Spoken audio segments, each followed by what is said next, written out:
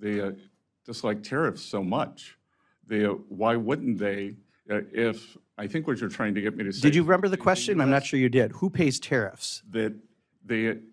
It's a very complicated question. Reclaiming my time. People pay tariffs, right? Reclaiming my time, Mr. Secretary. Reclaiming my time, Mr. Secretary.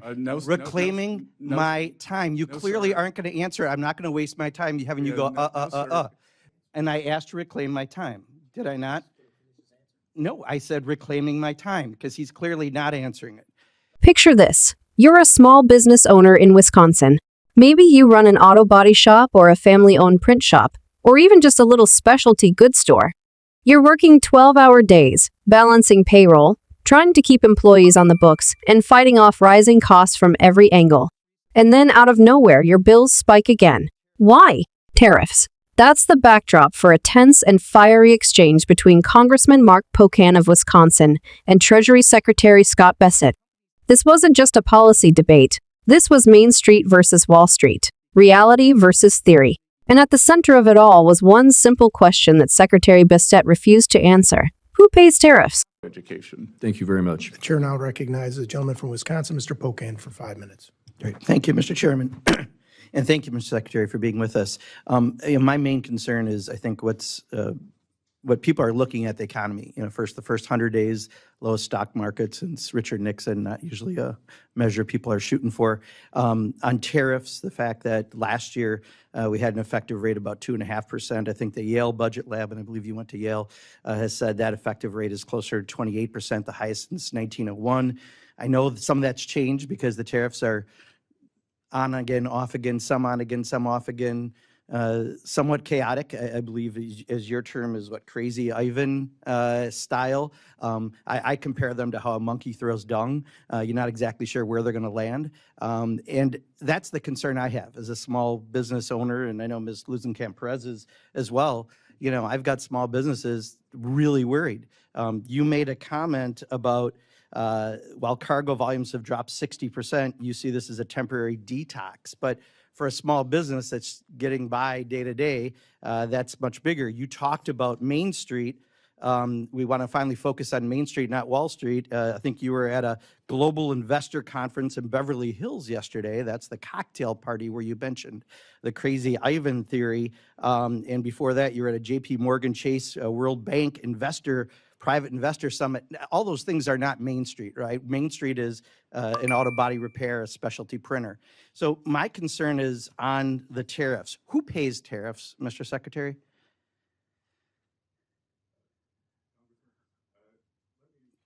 No. Answer the questions I asked, please. I only have 5 minutes. Who pays tariffs? Sorry, well. Who pays tariffs? Sorry. Mr. Secretary, please. Excuse me. The question is very simply, who pays tariffs, Mr. Chairman? I'd like him to answer that question. Well, He wants to answer other questions. well, Congressman, if the exporters, they dislike tariffs so much, why wouldn't they, if, I think what you're trying to get me to say. Did you remember the question? I'm not sure you did. Who pays tariffs? It's a very complicated question. Reclaiming my time. People pay tariffs, right? Reclaiming my time, Mr. Secretary. Reclaiming my time, Mr. Secretary. Reclaiming my time. You clearly aren't going to answer it. I'm not going to waste my time having you go, Mr. Secretary, Mr. Chairman, I asked reclaiming my time. Tariffs. Mr. Chairman, and I asked to reclaim my time. Did I not? No, I said reclaiming my time because he's clearly not answering it. So, yeah, so as a small business owner, and unfortunately I'd like that time back since you failed to recognize me for 30 seconds. So I just recently from one of my suppliers got the tariff surcharge on things. And in addition to the tariff surcharge, guess what else got raised? American-made walnut plaques. That has nothing to do with tariffs, but companies take advantage and do that. So right now, we are getting screwed right and left because of the indiscriminate use of tariffs. That's the reality for Main Street. And you go off to Beverly Hills for private investor conferences and talk about Crazy Ivan theories. Answer that. What is the Crazy Ivan theory of tariffs that you mentioned at the summit? Well, first of all, sir, I've had meetings with more than 50 small lenders. So I want to clarify that. I would also say that in game theory, strategic uncertainty, of which you seem to like the name Crazy Ivan. Well, it's your words, correct? Didn't you use Crazy Ivan at the? Well, you've used it 5 times, and That's the question, Mr. Chairman. I am saying the strategic uncertainty is part of negotiations. That should we say, Okay, here's what we'll accept. Please take this. Okay, I've got your answer. Thank you. I'm going to reclaim my time again. So for a small business, we don't have that luxury, right? When the ports are empty in California and we can't get goods and people are stocking up for Christmas goods, Crazy Ivan is great for, please don't take this offense, really rich people like you, but for people like me, it's not, right? That's what makes small businesses fail. That's what makes people lose their jobs. That's what makes the stock market tank. So I'll ask one more time, who pays tariffs? Sir, the history would show that it is a complicated mix of who pays the tariffs over various times. So that's exactly the problem. If your answer, and you are a very educated person, you have a very impressive bio, cannot answer the question who pays tariffs because you won't answer that, and you say it's a complicated issue, it's not complicated. Consumers pay Trump's tariff tax. That's the reality. And I'll yield back, Mr. Chairman, but I do think next time if I ask to yield back, I would appreciate having my time yelled back. Chair now recognizes the gentle lady from. Mark Pocan came into this hearing loaded with facts and with frustration. He reminded everyone that in the administration's first 100 days, the U.S. stock market performed worse than it had since Richard Nixon. He hammered the chaotic back-and-forth nature of tariffs on again, off again, somewhat chaotic, as he put it, and even compared the strategy to the erratic way a monkey throws dung. And then came the number that should alarm anyone listening. Tariffs had jumped from an effective rate of just 2.5% to nearly 28%, the highest since 1901. Think about that. For a small business barely breaking even, that isn't just a speed bump, that's a brick wall.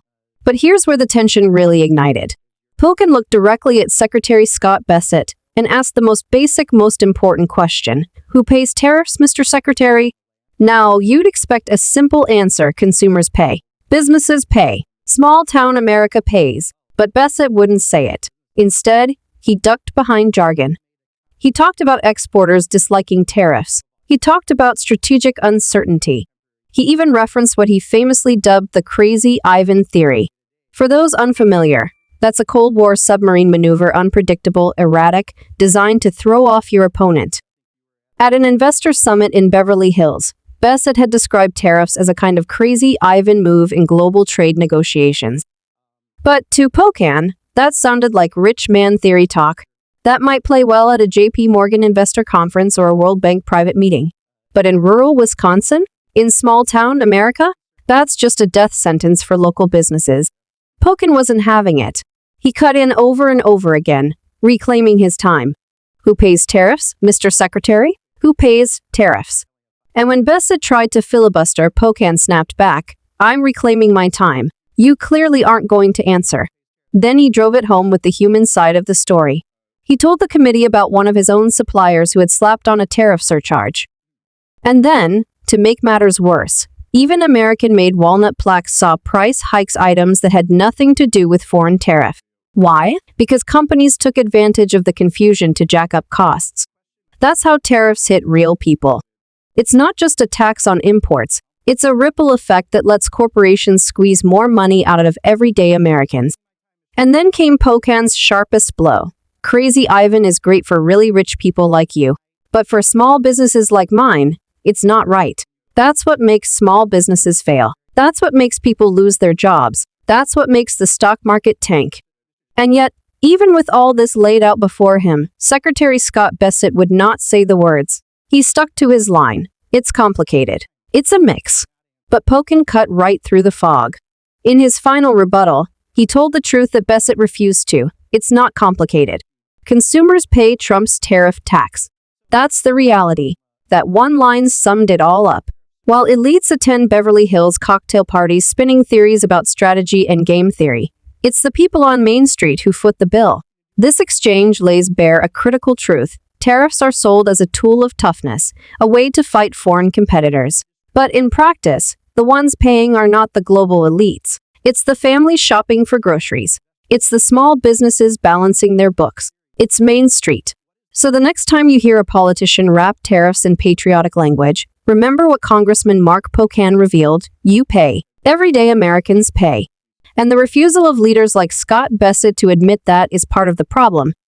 If you want more unfiltered breakdowns of these Capitol Hill showdowns where real lives and livelihoods are at stake, make sure to like this video, share it so others can see what's really happening, and subscribe for more honest commentary. And let me know in the comments, do you think tariffs help or hurt everyday Americans? I want to hear your thoughts, because sometimes the most important political question is also the simplest: who pays?